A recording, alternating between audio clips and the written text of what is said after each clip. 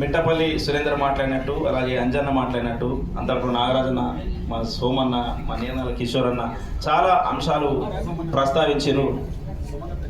ఆ అంశాల సాక్షిగా రెండు విషయాల్ని ఈ ప్రభుత్వం, ఏ ప్రభుత్వమైనా సరే ప్రభుత్వం వచ్చినప్పుడు ఆ ప్రభుత్వానికి వ్యతిరేకమైనటువంటి పవనాలు వేయకుండా మనకున్నటువంటి అసెట్గా ఉన్నటువంటి ఈ ప్రభుత్వం నుంచి ఉద్యోగాలు కల్పించి జీతాలు అందిస్తున్నందుకు మనకు వ్యతిరేక పవనాలు రాకుండా ఈ ప్రభుత్వం ఇంకో 4 కాలాల పాటు పనిచేయడానికి, ఈ సమాజంలో ఉన్నత విలువలు కాపాడడానికి ఈ ప్రభుత్వం, ఏ ప్రభుత్వమైనా అది ముందు వరుసలో ఉంటుంది. కౌలు కళాకారులను కూడా ఆ దిశగా పనిచేయించే విధంగా ఉంటుందని చెప్పేసి నేను భావిస్తా ఉన్నాను. గత ప్రభుత్వంలో కౌలు కళాకారులకు ఉద్యోగాలు వచ్చినాయి.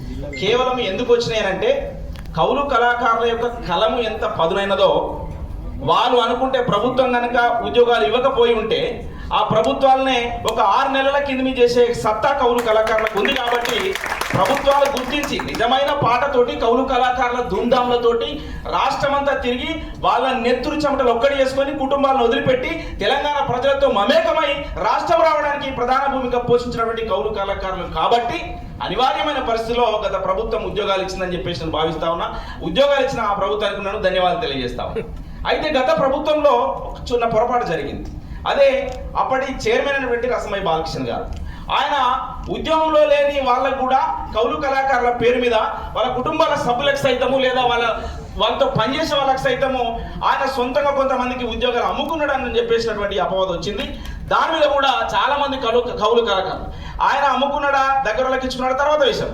కానీ నిజమైన కౌలు కళాకారులకు ఉద్యోగాలు రాలేనటువంటి మాటను వాళ్ళందరూ నిరుద్యోగ కళాకారులుగా మిగిలిపోయినటువంటి వాళ్ళు చాలా మంది ఈ రోడ్డు మీద పడ్డటువంటి పరిస్థితి. ఆయన ఎవరికైనా ఇచ్చుకోను కాక, కానీ నిజమైన కౌలు కళాకారులకు మాకెందుకు ఇవ్వద్దు అన్నటువంటిది ఒక ప్రశ్నగా వెలువడ్డది. ఇలా ధూమ్ధాం పేరు మీద సాంస్కృతిక రంగాన్ని ఆ రోజు తెలంగాణ ఉద్యమంలో చూసినట్లయితే ధూమ్ధాం పేరు మీద ఒక సూడా సక్కని తల్లిన పాట వేస్తుంటే ఒక 10 మంది ఆ నృత్య రూపకాన్ని మన కళ్ళ ముందు ఉంచేది. ఒక రసమయ్య బాలకృష్ణ కాదు, తన నెత్తురు చెమటలు పట్టినటువంటి అంతర్పుల నాగరాజన తన బృందము ఆ రోజు ఆ ఉద్యోగం లేని పరిస్థితి ఉన్నది. సారథిలో ఉద్యోగమే లేదు అంతర్పుల నారాయణ కానీ తన బృందానికి కానీ. అట్లాగే